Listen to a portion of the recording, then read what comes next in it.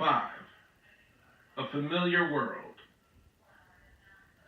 You've left behind the warmth of the inner solar system and you're heading for an encounter with Mars, on average over 200 million kilometers away, making this the longest leg of the journey yet.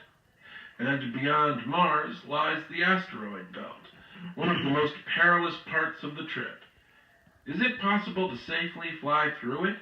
Or is it like those scenes in science fiction movies where top pilots attempt to navigate through a veritable maelstrom of rocks? Time will tell. For now, you must set out on the long haul, away from the familiar surroundings of the inner solar system. During the months that will pass as you venture deeper into the solar system, there won't really be an awful lot to do. And those months will soon run into years of being cooped up inside your spacecraft. Things can get quite claustrophobic. On long trips like this, crew selection is of paramount importance, because you want to be sure that if anything does go wrong, at least the crew will remain strong and working well together. It is for this reason that long-haul spaceflight planners favor couples, because they already have a good bond and are used to living in close proximity to each other.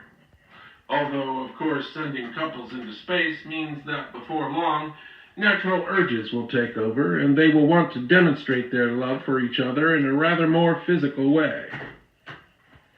Until the 21st century, the subject of sex in space was considered taboo among many space agencies.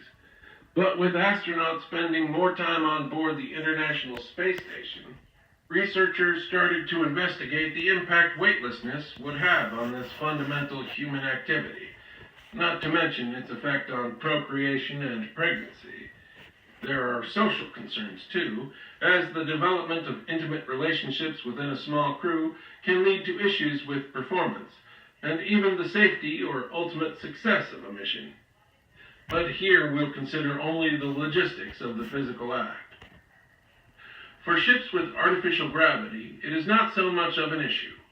But for those without it, sexual intercourse can be challenging. In the heat of passion, lovers will float around the room, often in opposite directions, leaving them floundering to get back to each other again. In an effort to overcome the constant battle to stay together during moments of intimacy, the two-suit has been developed, with Velcro and zips aplenty. Its primary purpose, to stabilize human proximity. The suit allows its wearer either to attach himself to a workstation to keep from floating away with minimal effort on his part, or, and more appropriately, one two-suit can be attached to another in such a way as to produce an almost cocoon-like garment, allowing its two occupants a chance for intimacy without unwanted interference from the laws of motion. And it's not just amorous couples who can benefit from such a garment. Families with children would be able to sit close while watching a film, for example, not constantly having to exert themselves against drifting apart. But for our species to become truly spacefaring in the future, we need to have a good understanding of the effect weightlessness has on the process of fertilization and pregnancy. Studies have already been undertaken using rats and mice to see how a fetus develops in these conditions. Fertilization of mouse embryos seems to have been successful in microgravity, although fertilization rates were lower than normal. Once the fertilized eggs were implanted into mice back on Earth, they seemed to develop into normal, healthy mice. In different experiments, rat embryo development was studied. Everything seemed to progress normally until the rats, some of which were born in microgravity, were exposed to gravity back on Earth, at which point the microgravity rats lacked the ability to stand up. To date, no study has examined the full process of fertilization and fetal development from start to finish while in space.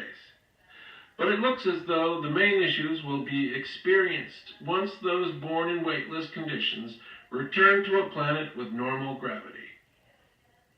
More research is required.